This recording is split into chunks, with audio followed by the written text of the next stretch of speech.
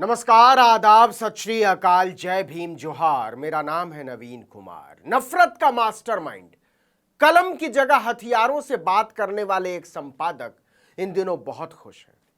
उनका नाम है सुरेश चौहान के और उनके चैनल का नाम है सुदर्शन। सुरेश चौहान के बाकायदा चैनल के जरिए दावा कर रहे हैं कि उसके संपादक को जेल की हवा खिलाने वाली गुड़गांव की पुलिस कमिश्नर कला रामचंद्रन का तबादला उसकी गुंडा सोच की वजह से हुआ है।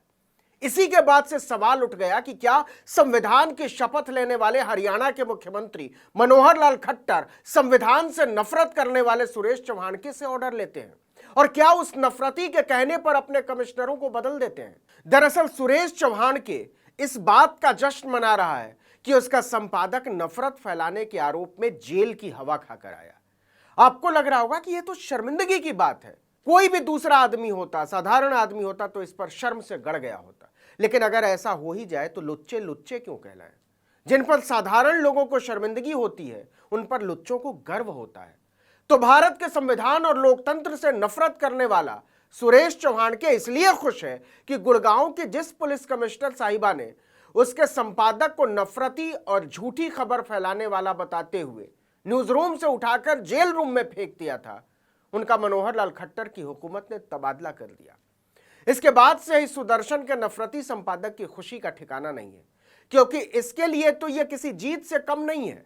मतलब सुदर्शन के मालिक को लगता है कि इससे उसका जेल खोर संपादक दूध का धुला हो गया।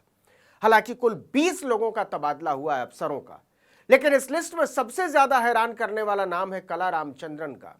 जैसे ही यह खबर आई, कुछ लोगों ने हरियाणा सरकार के फैसले की आलोचना की तो सुदर्शन चैनल के मालिक जैसे लोग खुशी से झूमने लगे। बेशर्मी की इंतहा तो यह है कि संविधान से नफरत करने वाला सुरेश चौहान के का चैनल बाकायदा ट्वीट करके सरकार का धन्यवाद कर रहा है। सुदर्शन चैनल ने अपने ऑफिशियल ट्विटर हैंडल से ट्वीट किया। इसमें उसने लिखा कि सुदर्शन के पत्रकार को निजी खुंदक में गिरफ्तार कराने वाली गुरुग्राम की विवादित पुलिस कमिश्नर कला रामचंद्रन का तबादला मेवात मामला और हिंदुत्ववादियों पर कार्रवाई करने के बाद सरकार पर जबरदस्त दबाव था। धन्यवाद सीएम खट्टर। सुदर्शन चैनल के इस ट्वीट ने खट्टर सरकार को कटघरे में खड़ा कर दिया, क्योंकि उसके ट्वीट में आखिरी लाइन में लिखा है कि हिंदुत्ववादियों पर कार्रवाई करने के बाद सरकार पर जबरदस्त दबाव था, इसलिए सरकार ने कमिश्नर का तबादला किया। यानी चैनल का दावा है कि सरकार कमिश्नर के काम से खुश नहीं थी, उनकी निष्पक्ष कार्रवाई से खुश नहीं थी। सरकार नहीं चाहती थी कि नूह मामले के आरोपियों के खिलाफ कोई एक्शन लिया जाए, लेकिन कमिश्नर ने ऐसा किया, कोशिश की। यहां तक कि सुदर्शन टीवी के नफरती संपादक को जेल में ठूस दिया। सुदर्शन चैनल ने इसके बाद बाकायदा पुलिस कमिश्नर के खिलाफ अभियान चला दिया था और नूह की घटना के 22 दिन के बाद गुरुग्राम की पुलिस कमिश्नर कला रामचंद्रन को उनके पद से हटा दिया गया। अब भारत के संविधान से नफरत करने वाला एक गुंडा कह रहा है कि सीएम खट्टर ने ऐसा हमारे दबाव में किया है, इसलिए थैंक यू। इसके बाद सरकार को बचाव में उतरना पड़ा, अपने ही बचाव में। उसने सफाई में कहा कि यह नियमित प्रक्रिया का हिस्सा है तबादला, लेकिन कमिश्नर चंद्रकला का तबादला सरकार के लिए मुसीबत तो बन गया है, क्योंकि लोगों में यह छवि बन रही है कि भाजपा की सरकार लफंगों के साथ है और अपने ईमानदार अफसरों के खिलाफ है। अब सुनिए सुदर्शन के नंगेपन की कथा। 31 जुलाई से पहले ही सुदर्शन न्यूज मेवात को लेकर तमाम नफरती कार्यक्रम कर रहा था, करता ही रहता है, कोई नई बात नहीं। लेकिन 31 जुलाई की हिंसा के बाद उसने फर्जी खबरें फैलानी शुरू कर दी। खुद उसके संपादक मुकेश कुमार ने अपने ट्विटर हैंडल से इसको आगे बढ़ाया। इससे तनाव बढ़ा। इसके बाद ठोस सूचना पर पुलिस कमिश्नर कला रामचंद्रन ने सुदर्शन चैनल के संपादक को गिरफ्तार करने का आदेश दिया। रेजिडेंट एडिटर मुकेश कुमार को गिरफ्तार कर लिया गया।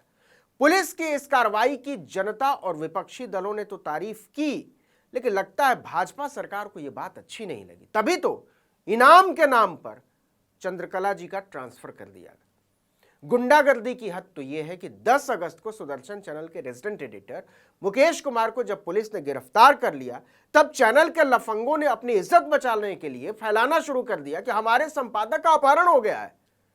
झूठ फैलाया गया कि रेजिडेंट एडिटर मुकेश कुमार जब हरियाणा के मेवात में हिंदू कार्यकर्ताओं की मदद करने गए थे, तभी वहां पर कुछ गुंडे आए और रेजिडेंट एडिटर मुकेश कुमार की गाड़ी को रोका और उठा ले गए।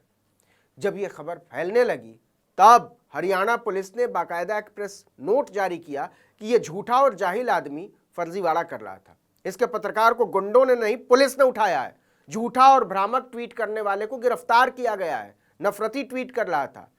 ट्विटर हैंडल मुकेश केआरडी से बेबुनियाद, असत्य और भ्रामक तथ्यों के आधार पर एक ट्वीट किया गया था। इस पर संज्ञान लेते हुए गुरुग्राम पुलिस ने आईटी एक्ट की धारा 66C, 153B, 401, 469 और 505(1)C के तहत मुकदमा दर्ज किया है। मामले की जांच थाना साइबर पूर्व में की जा रही है। 11 अगस्त को मुकेश नाम के व्यक्ति को गिरफ्तार किया गया है। इसके बाद सुदर्शन चैनल वाला गुंडा तो संपूर्ण गुंडागर्दी पर उतर आया, पुलिस पर निशाना साधना शुरू कर दिया। उसने लिखा कि गुरुग्राम पुलिस ने मुकेश कुमार जी को राष्ट्रीय एकता को खतरा के लिए गिरफ्तार करने की जानकारी देने वाली प्रेस नोट उनको गुंडों की तरह उठाने के 7 घंटे बाद जारी की है। यह गिरफ्तारी संपूर्णतः गैर कानूनी और गलत है। सुदर्शन मुकेश कुमार जी के साथ है और गिरफ्तारी को मीडिया की स्वतंत्रता पर आक्रमण मानता, मतलब कुछ भी। इंसानियत के लिए खतरा बन चुके छटे हुए मवाली और लफंगे भी पत्रकारिता को अंडरवेयर की तरह पहन लेते हैं। अपना लक पहन के चलो। इसके लफंगे संपादक ने ट्वीट क्या किया था, यह भी सुनिए। गुड़गांव की पुलिस कमिश्नर को अल जजीरा न्यूज चैनल से फोन किया जा रहा है, यह उसका ट्वीट है। हिंदुओं के खिलाफ कार्रवाई के लिए दबाव बनाया जा रहा अल जजीरा की तरफ से, और डीसी गुरुग्राम इतने दबाव में आ जाती हैं कि कहीं से भी हिंदूवादी कार्यकर्ताओं को उठा ले रही हैं। सीएमओ हरियाणा कृपया संज्ञान लें।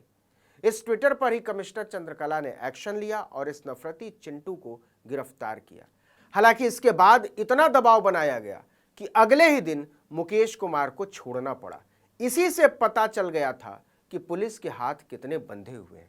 लेकिन अब तो कहा जा रहा है कि कमिश्नर चंद्रकला को बाकायदा इसकी सजा दी गई है। और सुनिए क्यों कहा जा रहा है कि भाजपा सरकार गुंडों लफंगों के साथ ईमानदार अफसरों के खिलाफ। केवल चंद्रकला पर गाज नहीं गिरी है।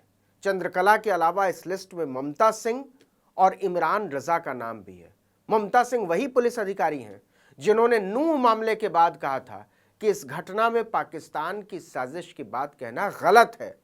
ममता सिंह ने नूह के नलहर मंदिर में बहुसंख्यक समुदाय के लोगों को बंधक बनाए जाने की घटना का भी खंडन कर दिया था, और बंधक बनाने की खबर संविधान विरोधी सुरेश चौहान के सुदर्शन चैनल ने चलाई थी।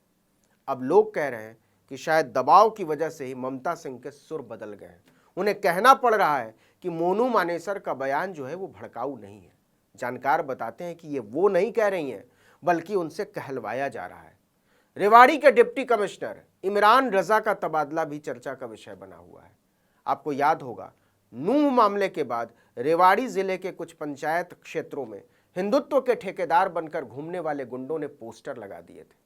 इन पर समुदाय विशेष का बहिष्कार और समुदाय विशेष के दुकानदारों से सामान नहीं खरीदने की नफरती बातें लिखी थी। रेवाड़ी के डीसी इमरान रजा ने ऐसी पंचायतों को नोटिस जारी करते हुए कार्रवाई की चेतावनी दे दी थी। सरकार ने इसी घटना के बाद इमरान रजा का तबादला कर दिया।